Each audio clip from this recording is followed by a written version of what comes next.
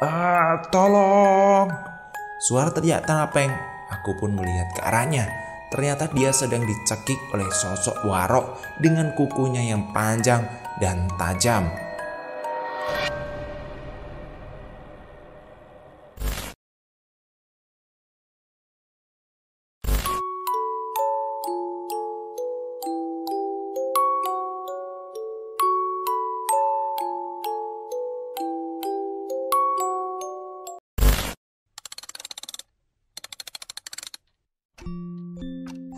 Liburan Maut. Cerita ini ditulis oleh Hupe. Linknya ada di deskripsi. Ini sudah masuk di part ketiga. Terima kasih buat yang udah nonton. Dan jangan lupa komentar di kolom komentar. Mari kita lanjutkan ceritanya. Kamu itu ngapain sih, Peng? Jangan memperburuk suasana. Kita sedang semakin diincar ini. Gara-gara ulahmu kita semua jadi repot. Aku gak takut. Aku cuma mau temanku dikembalikan, teriaknya. Pak! Sebuah pukulan aku daratkan ke pipinya sampai ia terjatuh. Aku sudah gak peduli dari awal. Aku tidak suka denganmu, teriaknya sambil mencoba menusukku dengan pisau. Suara pisau itu patah tepat sebelum menyentuh perutku. Aku jarang sekali marah dengan seseorang, tapi kali ini kamu sudah melewati batas, kataku. Apa yang terlihat kataku dengan aura yang aku keluarkan saat itu. Masuk mobil sekarang. Dia kali ini menurut dan masuk ke dalam mobil. Aku pun menyusul masuk ke dalam mobil lalu menutup pintu tanpa sepatah kata pun. Aku tahu ular tadi itu bukan ular biasa. Firasatku semakin buruk saja. Tapi aku akan terus mencoba berpikir positif dan terus menunggu hingga awan mulai gelap dan rombongan Teddy pun datang. Aku bergegas keluar mobil Apeng dan menghampiri Teddy. Mana tasku? Kataku. Ini Pe, ini. Emang ada apa di tasmu ini? Kata Sinyo sambil memberikan tas milikku. Pusaka, jawabku. Aku butuh bantuan kalian yang cowok. Kuat gak kuat? Siap gak siap? Aku akan buka mata batin kalian agar kalian tahu apa yang mengintai kita dan agar kita bisa menemukan itu. Ini demi menolong teman kita, kataku saat itu. Aku siap, Pe, jawab Teddy. Aku juga, Pe, jawab Well dan Sinyo hampir bersamaan. Terus kamu gimana, Peng? Biar kamu juga percaya. Katanya kamu mau menolong Ito. Iya, aku siap, katanya. Oke, kalian kemarilah. Mereka pun maju ke depanku sambil menutup mata. Lalu aku menekan titik cakra ke-6 yang berada di antara kedua mata mereka sambil membaca mantra. Jangan buka mata kalian sebelum aku suruh. Paham? Mereka hanya mengangguk tanda mengerti. Setelah semua mata batin mereka terbuka, aku menyuruh mereka membuka mata. Tarik nafas panjang, kuatkan hati, siapkan mental kalian ya. Lalu buka mata kalian sekarang. Mereka pun menurut dan membuka mata mereka perlahan. Astagfirullahaladzim. Itulah kata pertama yang mereka keluarkan dari mulut. Apa ini yang selalu kamu ingin lihat, Pe? Ya Allah, menyeramkan. Aku takut, kata Teddy. Seram sekali, Pe, tambah Sinyo. Gimana, Peng? Sekarang percaya nggak kalau kita berdampingan dengan mereka? Kembali aku sidir Apeng yang saat itu hanya tertunduk sambil sesekali melihat ke pinggiran hutan. Terlihat butiran keringan di dahi Apeng dengan raut wajah ketakutan. Aku melihat jelas, apalagi saat melihat sosok yang mengintai kami dengan tatapan marah yang ada di pinggiran hutan itu. Oke, baiklah. Lihatlah kemari. Aku perkenalkan kalian sama leluhur dan penjagaku, kataku. Aku pun menundukkan kepala dan membaca mantra untuk memanggil Eyang Seto. Angin berembus kencang, udara menjadi semakin dingin, dan awan mendung mulai menghiasi langit. Semua sosok yang mengawasi kami seketika menjauh seiring datangnya Eyang Seto.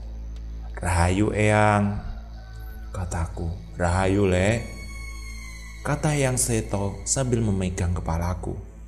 Kenalkan, ini Eyang Seto, leluhurku dari zaman kerajaan. Beliau adalah orang yang selalu menjagaku, kataku, memperkenalkan Eyang. Assalamualaikum, Mbah, kata mereka serempak. Bahkan Wel yang non-muslim mengucapkannya. Mbah Mus, kata Sinyo. Putune Suntoro, kata Mbah Kung yang mengenali Sinyo karena dia cucu dari temannya. Nah, ini Mbah Kung atau kakekku, kataku. Terus perempuan cantik itu Nyai Sundari Putri, dan yang di belakang mereka adalah penjagaku yang lain, jelasku. Mereka pun paham dan memberi salam kepada sosok penjagaku. Sedangkan para gadis terlihat kebingungan karena tidak melihat apapun kecuali kegelapan malam yang mulai datang. Kalian tunggu di sini, aku siap-siap dulu di dalam mobil. Apapun yang kalian lihat keluar dari dalam mobil, tetaplah aku. Tidak perlu takut, paham? Kataku sambil mengambil kain dan 3 buah keris dari tasku. Apaan itu, Pe? Kain kafan? Ngapain bawa gituan? Tanya Sinyo. Ini namanya kain mori. Bisa untuk menyempurnakan wujud halus. Nanti juga kalian akan melihatnya. Aku pun masuk ke dalam mobil dan berganti pakaian dengan pakaian ritualku. Aku kemudian pindah ke bangku paling belakang, melipatnya hingga bisa kupakai duduk bersila. Para cewek, masuk semua ke dalam mobil, teriakku. Mereka pun nurut dan masuk ke dalam mobil yang memang ukurannya besar ini. Kalian jaga tubuhku, jangan sampai pindah tempat dan jangan takut. Aku meninggalkan 10 penjagaku untuk berada di sini, kataku. Mereka hanya mengangguk walaupun terlihat takut. Lalu aku membentangkan kain mori sebagai alas dan aku duduk bersila di atasnya. Aku merapalkan mantra dan keluar mobil dengan wujud spiritualku. Hupe, itu kamu ya, Pe? Kata Sinyo kaget, begitu juga yang lainnya. Tidak usah takut, ini wujud spiritualku. Sudah, ayo kita cari tok. Kami pun masuk ke dalam hutan bersama Eyang Seto, Mbah Putri dan Mbah Kakung. Saat melintas pinggiran hutan, beberapa sosok terlihat sedang mengawasi kami, walaupun jaraknya cukup jauh. Banyak yang mengawasi kita, kata Wel. Iya, sudah biarkan saja, kita fokus untuk mencari tok ya, kataku. Sampai agak jauh ke tengah hutan, kami dihadang oleh sosok pria setengah ular dengan membawa pedang. Kalian yang melukai putri kami, kalian akan menjadi budak di sini, kata sosok itu. Kami hanya ingin mencari teman kami yang dibawa oleh bangsa kalian, kataku. Tidak bisa, dia telah mencoba merusak rumah kami. Dia sekarang jadi tawanan kami dan akan menjadi budak ratu kami, kata sosok itu. Dan anak itu yang melukai putri kami akan turut kami bawa untuk menjadi budak, tambah sosok itu sambil menuju Apeng.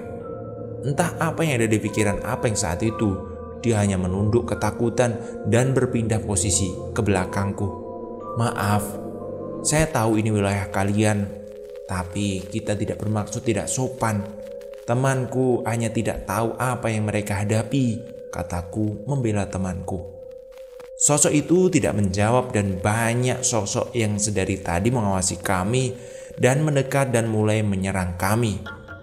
Tentu aku, Eyang Seto, Mbah Putri dan Mbah Kakung langsung mencegah mereka saat ingin menyakiti teman-temanku. Kami pun bertarung dengan banyak sekali sosok yang terus berdatangan tanpa henti. Namun saat aku masih terus bertarung, tiba-tiba saja Apeng berteriak sangat kencang. Tolong! Suara teriakan Apeng. Aku pun melihat ke arahnya.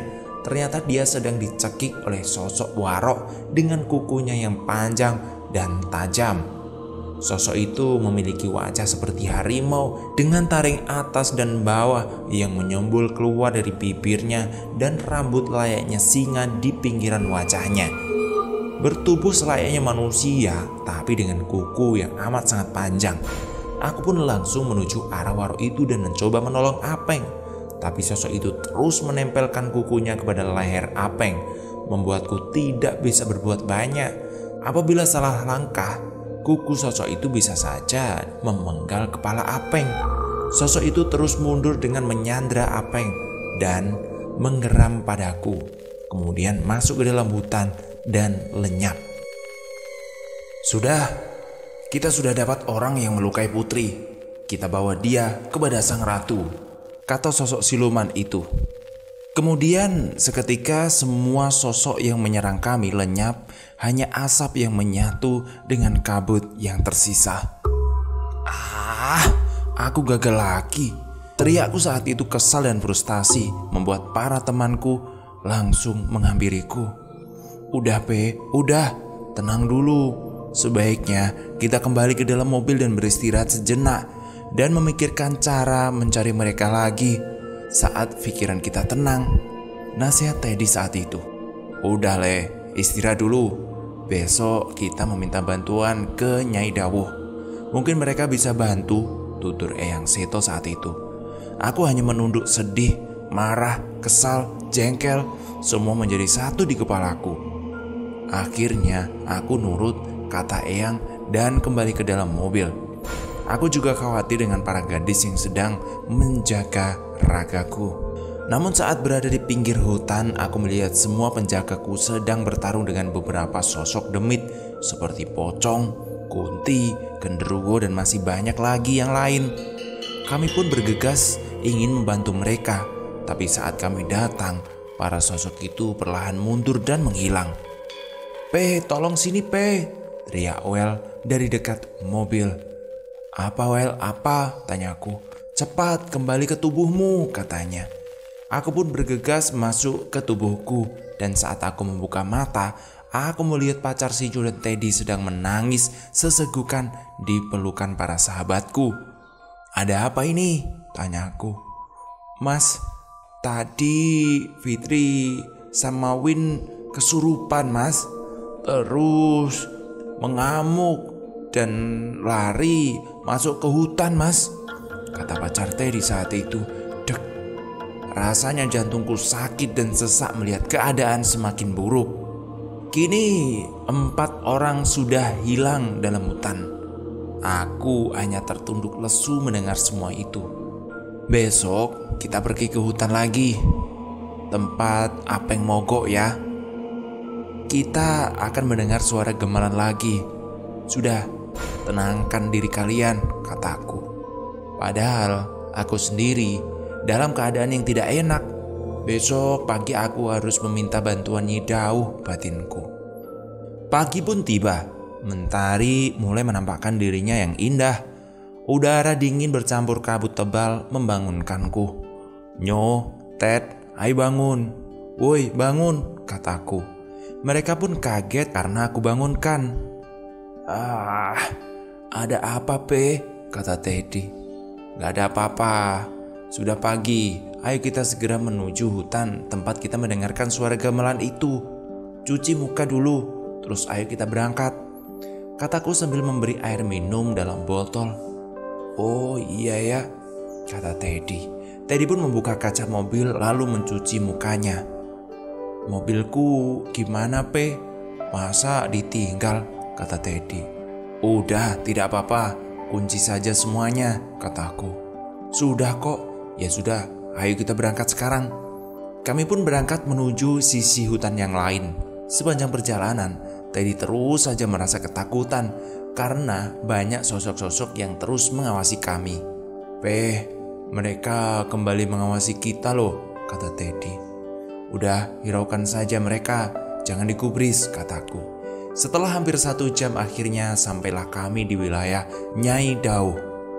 Kami pun turun dan membangunkan yang lain. Mereka masih tertidur pulas, mungkin karena kelelahan dengan banyak hal yang tidak terduga. Hei, ayo bangun, kita sudah sampai nih, kataku. Mereka bergeliat seakan tidak ingin pergi dalam mimpi yang tenangnya. Pe, itu apa? Istana kerajaan ya?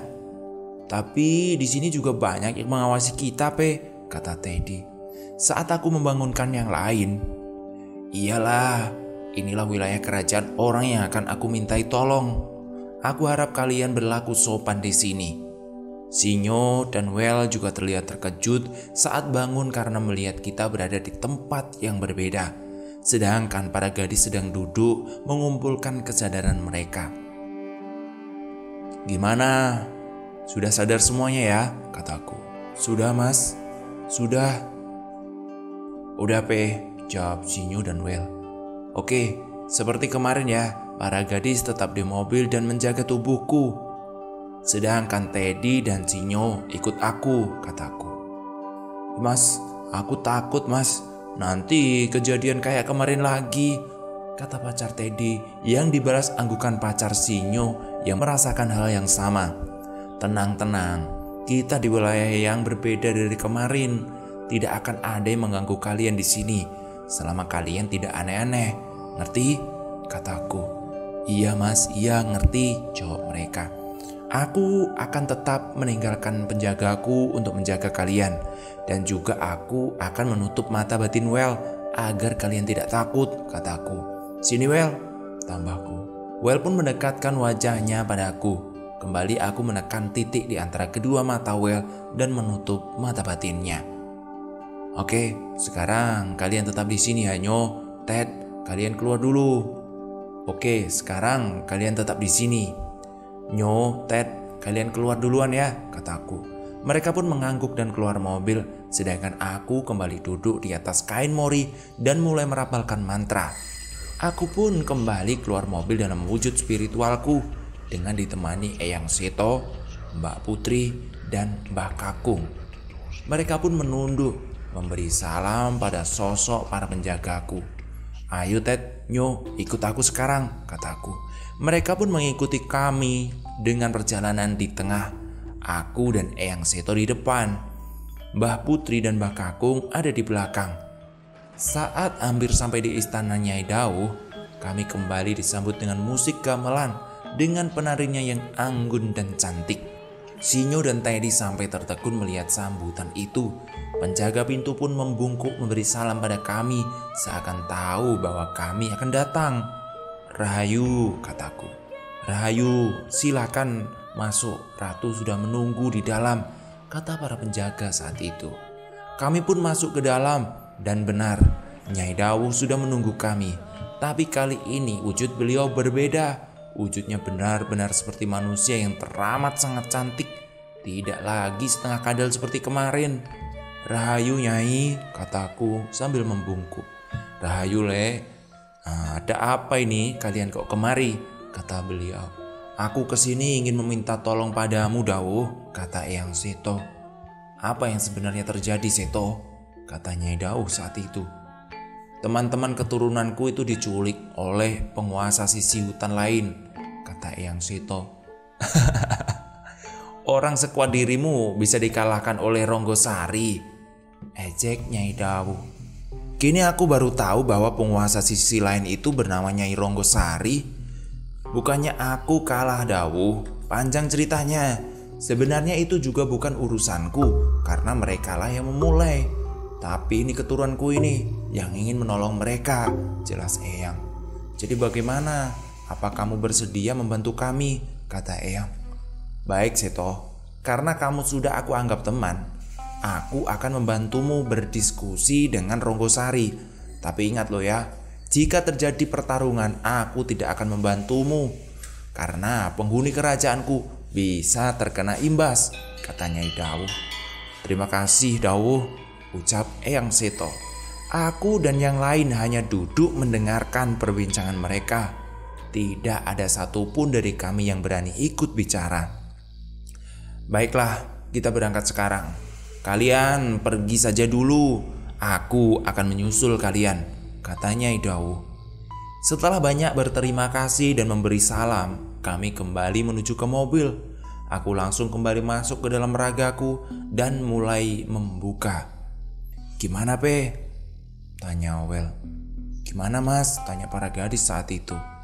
"Kita dapat bantuan, semoga saja kita bisa menolong mereka," kataku. Terlihat secercah harapan dari wajah mereka. Teddy dan Sinyo yang berjalan di belakangku pun sampai dan langsung masuk ke dalam mobil.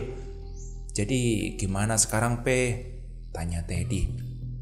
Kita kembali ke hutan tempat Apeng dan yang lain diculik, kataku. Tanpa basa-basi, Teddy langsung memutar mobil dan kami kembali menuju sisi lain hutan ini. Sesampai di sana, aku berpesan kepada mereka semua untuk tetap di mobil. Kalian semua tetap di mobil ya. Aku akan menyuruh mereka menjaga kalian, termasuk Mbah Kung dan Mbah Putri, kataku. Sinyo dan Teddy yang mata batinnya masih terbuka mengangguk tanda mengerti. Aku cukup takjub melihat mereka sangat tegar dengan hal-hal yang menyeramkan dan sosok-sosok seperti ini, terutama pada Sinyo yang semasa kecilnya sangat penakut. Oke Pe, oke. Terus kamu dalam hutan dengan siapa? Kata Teddy. Aku berdua saja dengan Eyang Seto. Nanti juga disusul oleh Nyai Dawo kok. Aku gak mau kalian kenapa-napa lagi. Sebelum itu, aku akan menutup mata batin kalian, kataku. Iya, kata mereka serempak sambil mendekatkan wajah mereka. Aku pun langsung menutup mata batin mereka. Setelah selesai, aku langsung kembali duduk bersila. Dan kali ini, dengan 3 keris yang aku letakkan di pangkuanku, aku kembali melepaskan wujud spiritualku dari raga. Dengan tambahan ketiga keris yang aku bawa, aku keluar mobil di mana Eyang Sito sudah menungguku. Kami berdua pun melesat masuk ke dalam hutan dengan cepat karena tidak harus membawa para sahabatku ikut. Udah dulu ya ceritanya, besok part terakhir saya bacain. Terima kasih yang udah nonton. Jangan lupa like, komen, dan subscribe sebagai dukungan teman-teman kepada kami. Terima kasih, sampai jumpa.